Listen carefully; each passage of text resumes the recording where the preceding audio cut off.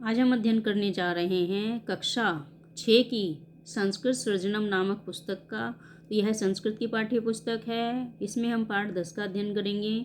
तो देखिए पाठ 10 कौन सा है। बालकः कंदुकेन क्रीडन्ति। तो बच्चे गेंद से खेलते हैं। तृतीया विभक्ति का प्रयोग किया गया है। तो तृतीया विभक्ति का प्रयोग कौन से कारक के द्वारा होता है। कर्ण कारक के। तो जिस साधन से क्रिया की जाती है उसे हम क्या कहते हैं। उसे कहते हैं कर्ण कारक। तो कर्ण कारक में कौन सी विभक्ति का प्रयोग होता है। तृतीय विभक्ति का प्रयोग होता है।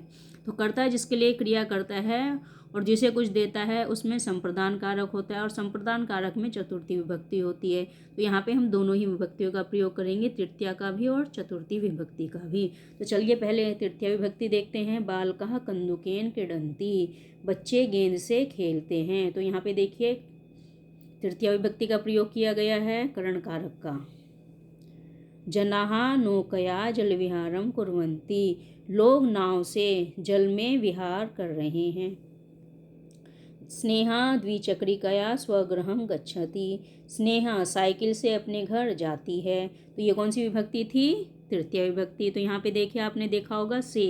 तो से कौन सी में होता है। जहाँ पर कर्ण कारक का प्रयोग होता है। तो जब हम किसी माध्यम से क्रिया करते हैं यानी कि जिस साधन के द्वारा क्रिया की जाती है वहाँ पे तृतीय विभक्ति और कर्ण कारक का प्रयोग किया जाता है। तो देखिए यहाँ पर गेंद से क्रिया की गई है, यहाँ पर नाव से की गई है और यहाँ पर साइकिल से। तो जिस साधन के द्वारा हम क्रिया कर रहे हैं वहीं पर कौन सी विभक्ति होती है। तृतीय विभक्ति होती है। तो समझ में आ गया। और कारक कौन सा होता है। कर्ण कारक। तो चलिए अब चतुर्थी विभक्ति देखते हैं। तो माता बालकाय दुग्धम यच्छति। तो माता किसे दूध दे रही है। बच्चे को दूध दे रही है। सारिका पठनाय विद्यालयम गच्छति। तो सारिका क्या कर रही है। पढ़ने के लिए विद्यालय जा रही है। शिक्षक छात्राभ्याम पारितोषिकम वितरति। तो शिक्षक बच्चों को पारितोषिक यानी कि पुरस्कार दे रहा है। तो यहाँ पर भी कुछ ना कुछ दिया जा रहा है। यानी कि जब कोई चीज़ किसी को दी जाती है तो वहाँ पर कौन सी प्रयोग होता है। वहाँ पर होती है चतुर्थी विभक्ति। तो यहाँ पे माता बच्चे को क्या दे रही है। दूध दे रही है। यहाँ पर सारिका कहाँ जा रही है। पढ़ने के लिए जा रही है। और यहाँ पर शिक्षक क्या दे रहे हैं। पुरस्कार दे रहे हैं। तो समझ में आ गया चतुर्थी विभक्ति। तो चलिए अब देखिए तृतीय विभक्ति के वाक्य। एषः विद्यालयः अस्ति। यह विद्यालय है। अत्र अनेकाः छात्राः पठन्ति। यहाँ पर बहुत से बच्चे पढ़ते हैं। ता बस यानेन विद्यालयम आगच्छन्ति। वे बस के द्वारा विद्यालय आते हैं। छात्रा कलमेन लिखन्ति। छात्राः कलम से लिखती हैं। ता कंदुकेन क्रीडन्ति। वे गेंद से खेलती हैं। ता पादाभ्याम कंदुकम क्षिपन्ति। वे पैरों से गेंद को फेंकती हैं। ता वेगेन धावन्ति। वह वेग से यानी कि तेजी से दौड़ती हैं। अत्र छात्रा अपि उत्साहेन क्रीडन्ति। यहाँ छात्रा भी उत्साह से खेलती हैं। तो यहाँ पर कौन सी विभक्ति थी। तृतीय विभक्ति थी। अब है चतुर्थी विभक्ति। एतत् एकम सुंदरम उद्यानम अस्ति। यह एक सुंदर उद्यान है। अत्र बहवः जना भ्रमणाय आगच्छन्ति। यहाँ बहुत से लोग घूमने के लिए आते हैं। वयम अपि भ्रमणाय उद्यानम गच्छामः। हम भी घूमने के लिए उद्यान जाते हैं।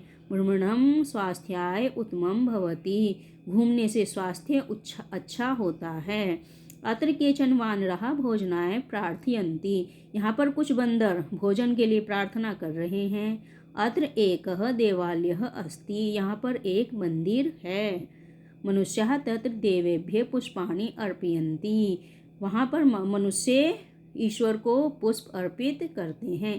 तो समझ में आया चतुर्थी विभक्ति का प्रयोग। तो इस प्रकार से हमने कौन सी विभक्ति का प्रयोग किया है। चतुर्थी का। और इससे पहले हमने तृतीय विभक्ति का प्रयोग किया था। चलिए आगे देखते हैं।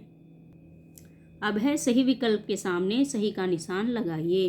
तो यहाँ पर कौन क्या है। यहाँ पर 3 विकल्प दिए गए हैं। तो तीनों में से हमें सही विकल्प के सामने निशान लगाना है। तो बालकः केन क्रीडन्ति कंदुकेन। तो बालकः कंदुकेन क्रीडन्ति। सारिका कस्मेह विद्यालय गच्छति।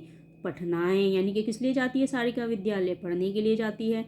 के भोजनाय प्रार्थयन्ति। तो वानराः। तो भोजन के लिए कौन प्रार्थना कर रहे हैं। बंदर। उद्याने क अस्ति। तो उद्याने क अस्ति। देवालय। माता कस्मे दुग्धम यच्छति। बालकाय। तो बच्चे को दूध देती है माता। समझ में आ गया यहाँ पर कौन से पे कौन सा निशान लगेगा। अब देखिए मिलान कीजिए। तो पहला क्या है, बालकः कन्दुकेन क्रीडन्ति, जना नौक्या जलविहारं कुर्वन्ति, स्नेहा सारिका स्वगृहं गच्छति, स्नेहा द्विचक्रिकाय पठनाय विद्यालयं गच्छति, भ्रमणं स्वास्थ्याय उत्तमं भवति, अत्र छात्रा अपि उत्साहेन क्रीडन्ति। समझ में आ गया आपको बच्चों कैसे मिलान करना है? इस प्रकार से हमें मिलान करना है। चलिए आगे देखिए, प्रश्न बनाइए। तो यहाँ पर बालकः कन्दुकेन क्रीडन्ति, तो प्रश्न क्या हो जाएगा, बालकः केन क्रीडन्ति, तो यहाँ पर पहले में केन आ जाएगा।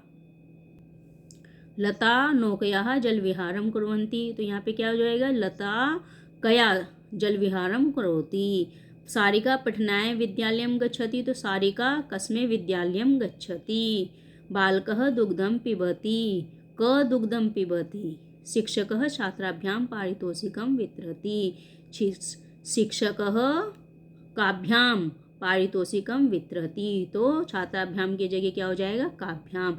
एतत् उद्यानम अस्ति, एतत् क अस्ति, तो यहाँ पे क आ जाएगा।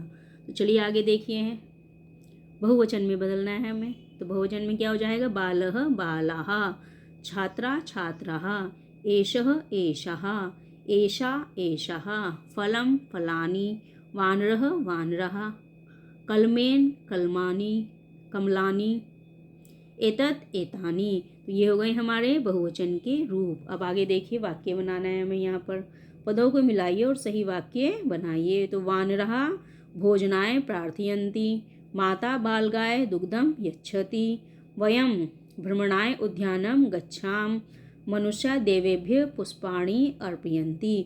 यहाँ पे इस प्रकार से पदों को मिलाकर सही वाक्य बन जाएंगे। चलिए तृतीय विभक्ति लगाकर वाक्य पूरे कीजिए। बालः कन्दुकेन क्रीडति, तो यहाँ पे क्या हो जाएगा, कन्दुकेन। अमन मित्राय सह खेलति, तो किसके साथ खेल रहा है, मित्रों के साथ। जनाः नौक्या जलविहारं कुर्वन्ति, तो किससे कर रहे हैं जल विहार, नौक्या। छात्राः बसयानेन विद्यालयं गच्छति, तो छात्रा कैसे जा रहे हैं, बसयानेन। सा वेगेन धावति, तो यहाँ पे तृतीय विभक्ति है। तो अब हमें करना है चतुर्थी विभक्ति का। तो चतुर्थी विभक्ति लगाकर वाक्य पूरे कीजिए।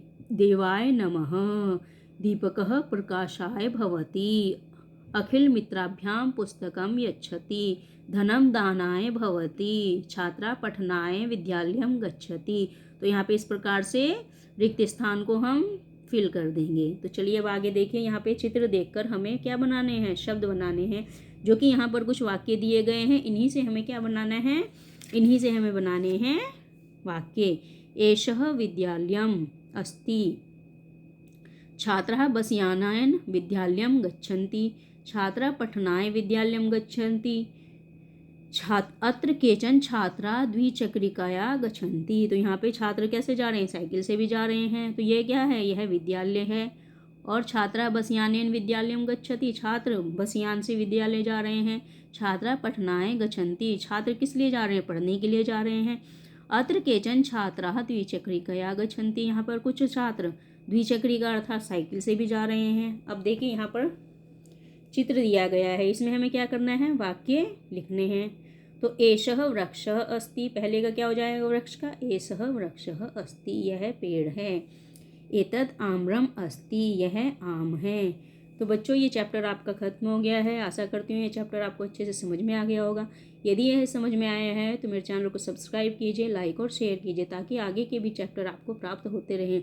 और आपकी क्लास में जो भी छात्र हैं उन सबको बताइए, ताकि उनका भी भला हो सके।